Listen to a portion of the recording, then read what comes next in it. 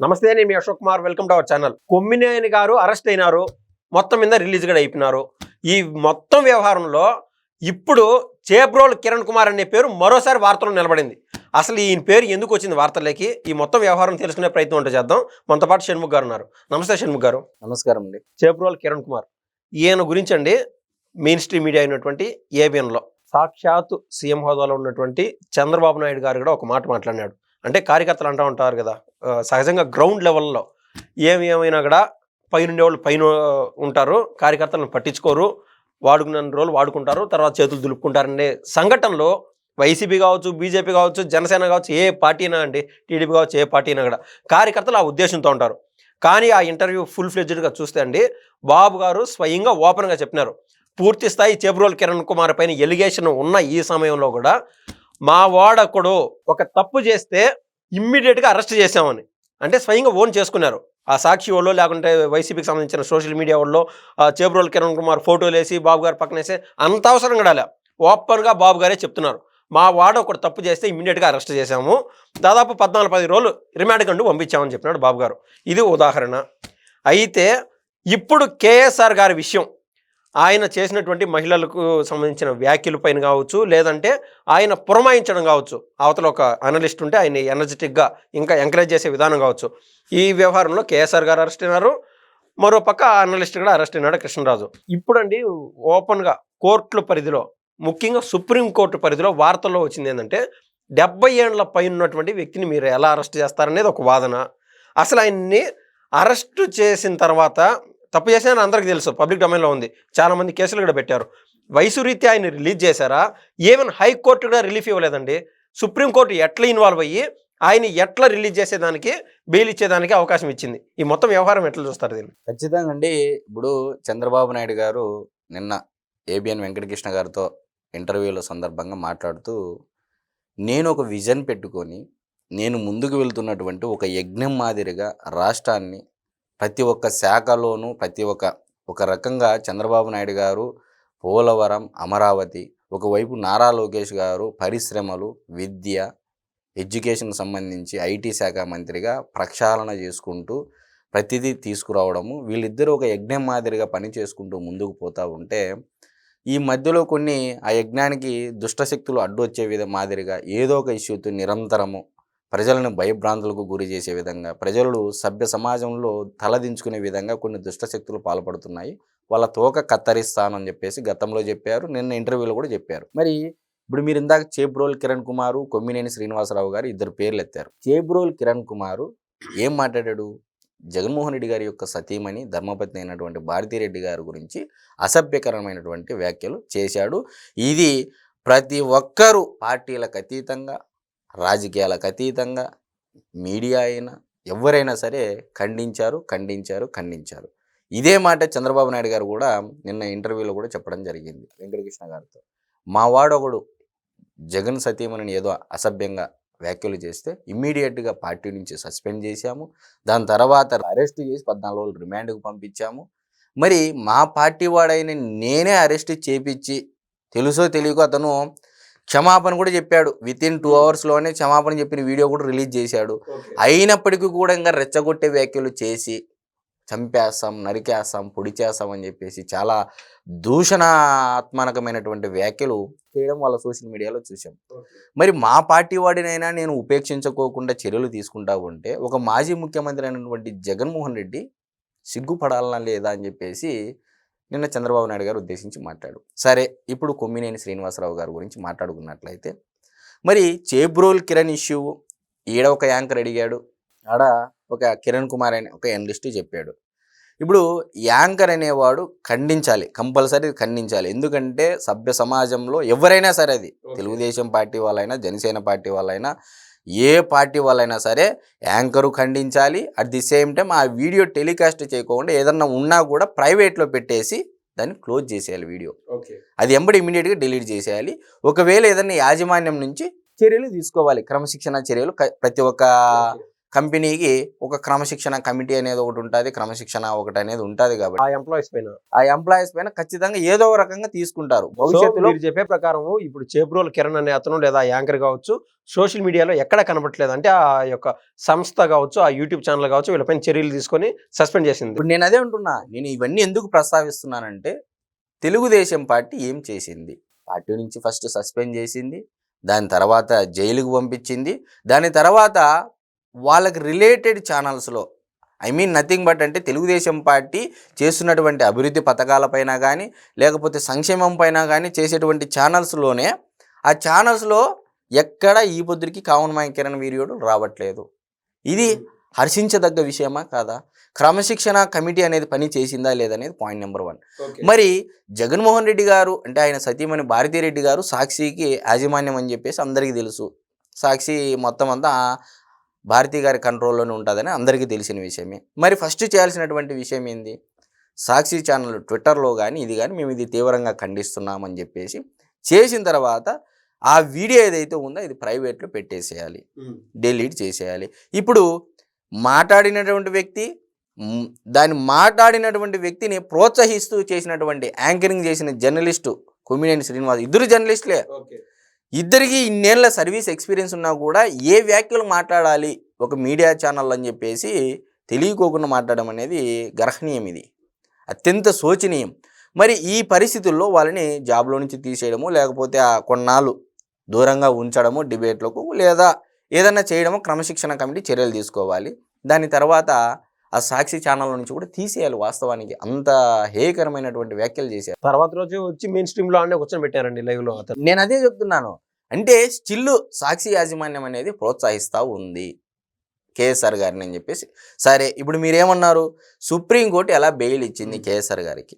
గతంలో ఆంధ్రప్రదేశ్ హైకోర్టు ప్రధాన న్యాయమూర్తిగా ఈ ప్రశాంత్ కుమార్ మిశ్రా గారు పనిచేశారు.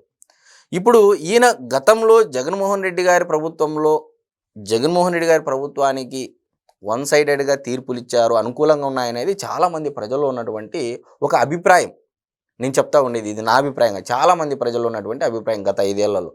ఇప్పుడు ఆయన సుప్రీంకోర్టులో ఒక జడ్జిగా ఒక న్యాయమూర్తి ప్లేస్లో ఉన్నారు.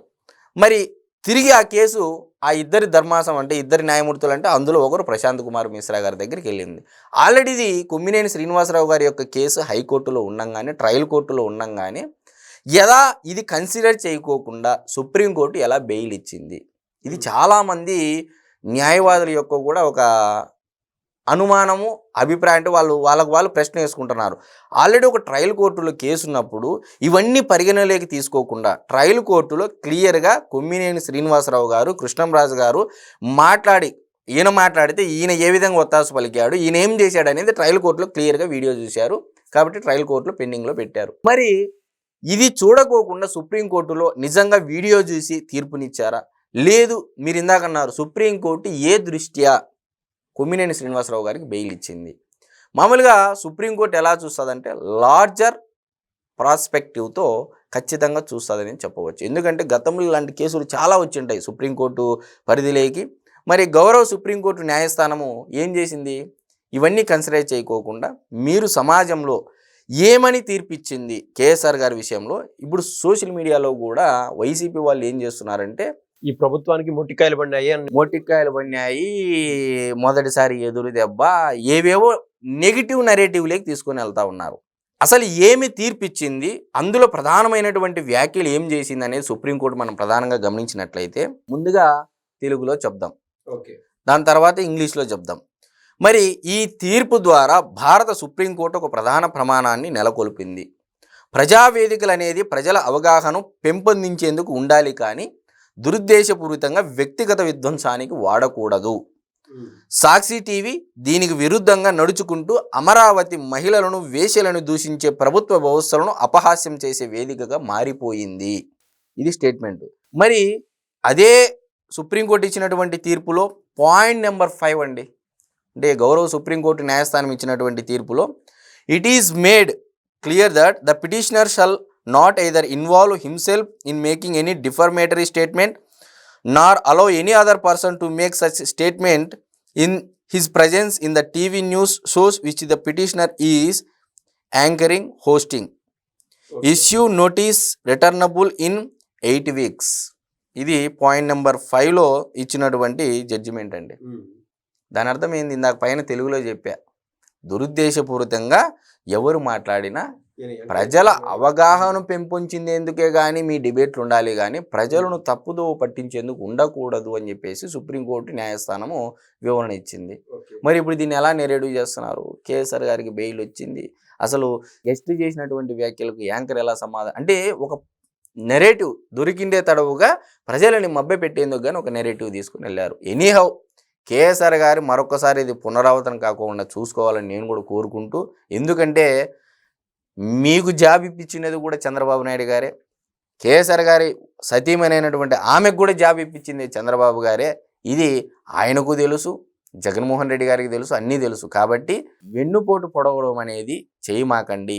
మీరు 7-10 వయసులో సర్వం జీవితాన్ని చూసినటువంటి వ్యక్తిగా మీరు, అంటే మామూలుగా సుప్రీంకోర్టులో ఎలా తీర్పులు ఇస్తాయంటే అండి, లార్జర్ పర్స్పెక్టివ్ అని చెప్పేసి నేను ఒక మాట వాడాను. ఇప్పుడు అమరావతి మహిళలను వేశ్యలని చెప్పేసి అన్నారు.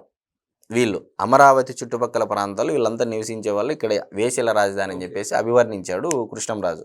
దానికి మళ్ళీ మీ మీద అని చెప్పేసి ఈయన వ్యాఖ్యలు చేశాడు. కానీ సుప్రీంకోర్టు ఎలా చూస్తుంది అంటే, లార్జర్ పర్స్పెక్టివ్తో చూసినప్పుడు ఆ వీడియో చూసిందంటే వాళ్ళకి దాని తీవ్రత అనేది అర్థమై ఉండేది.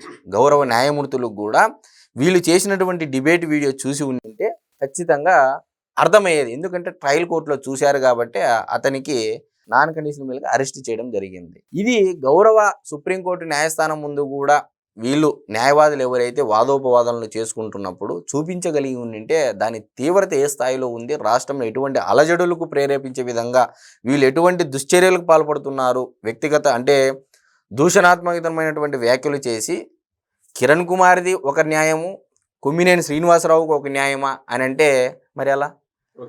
నాకు తెలిసి మహాభారతంలో ద్రౌపది వస్త్రాభరణం జరిగినప్పుడు భీష్మ పితామహుడు చూస్తూ ఉంటాడండి, ఖండించడు దాన్ని. జస్ట్ చూస్తూ ఉన్నందుకే భగవద్గీతలో మనం చదివాము, ఆయన అంపశయ్య మీద 6 నెలలు శిక్ష అనుభవించాడు. ఉత్తరాయణ పుణ్యకాలం వచ్చేంత వరకు ఆగి 6 నెలల పాటు దగ్గర ఆయన అంటే ఆ బాణాల మీద అంపశయ్య మీద శిక్ష అనుభవించాడు, నరకం అనుభవించాడు. ఏది? కేవలం ఒక చెడును చూసినందుకు, దాన్ని ఖండించకపోయినందుకే. మరి నువ్వు యాంకరింగ్లో ఉండి 7-10 వయసులో ఉండి మీకు కుటుంబ సభ్యులు ఉండి మీ ఇంట్లో మహిళలు ఉండి కూడా మీరు ఎందుకు ఖండించలేదు? అది ఆయన అమరావతి ప్రాంతవాసి అండి, మచిలీపట్నం అమరావతి చుట్టుపక్కల అన్నారు కదా. మరి ఇన్ని తెలిసిన 7-10 వయసు అంటే సమాజానికి మీరు ఎంతో చూసింటారు నాకు తెలిసి సమాజాన్ని. మొత్తం ఏందండి, సుప్రీంకోర్టు కేసీఆర్ గారు తప్పు చేసిందని భావిస్తుందా, తప్పు చేయలేదని భావిస్తుందా? ఖచ్చితంగా బెయిల్ ఎందుకు ఇచ్చిందంటే, ఒకటి వయసు రీత్యా ఉండొచ్చు, లేదు మొదటి తప్పుగా పరిగణించి ఇంకొకసారి ఇది పునరావృతం చేయకోకుండా అని చెప్పేసి బెయిల్ కండిషన్స్ ఇచ్చిండొచ్చు. ఎందుకంటే లార్జర్ పర్స్పెక్టివ్తో చూస్తుంది కాబట్టి గౌరవ సుప్రీంకోర్టు న్యాయస్థానము. సో మనం మహాభారతం ప్రకారం చూసుకున్నట్లయితే ఖచ్చితంగా కొమ్మినేని శ్రీనివాసరావు గారిది తప్పే, కృష్ణంరాజు గారిది ఇద్దరిది తప్పే. ఒక తప్పును సమర్థించే వారిది కూడా ఇంకా పెద్ద తప్పు అని చెప్పేసి మన మహాభారతంలో, ఎందుకంటే గౌరవ న్యాయస్థానాలలో కూడా భగవద్గీత మీద ప్రమాణం చేసి చెప్తారు కాబట్టి ఆ భగవద్గీతలో ఉన్నటువంటి సారాంశాన్ని మనం పరిగణనలో తీసుకొని చెప్తున్నాం కాబట్టి తప్పు చేసిన వాడిని సమర్థించేవాడు కూడా ఇంకా పెద్ద తప్పు చేసినట్టు కిందే లెక్క వస్తుంది. కాబట్టి ఇద్దరిది తప్పే అని చెప్పేసి ప్రజలందరూ భావించారు కాబట్టి సో వాళ్ళకి బెయిల్ వచ్చినా కూడా గత లాస్ట్ 10 సంవత్సరాల నుంచి కొమ్మినేని శ్రీనివాసరావు గారు చేసినటువంటి తప్పులే ఈరోజు ప్రజలు అతని మీద కోపం ఉన్నా అసహించుకున్నా ఏ రోజునైతే సాక్షి టీవీలో వెళ్ళి డిబేట్లు స్టార్ట్ చేశాడో, సరే వెళ్ళిన తర్వాత జర్నలిజం మీద ఫోకస్ పెట్టుకోకుండా వ్యక్తిత్వ హననాల మీద, వ్యక్తిత్వ దూషణల మీద ఎంతసేపు చంద్రబాబు నాయుడు గారు, నారా లోకేష్ గారు, టీడీపీ పార్టీ, ఇది అది ఎల్లో మీడియా ఈ పదాలన్నీ వాడుకుంటా ఇది చేసుకుంటున్నారే తప్ప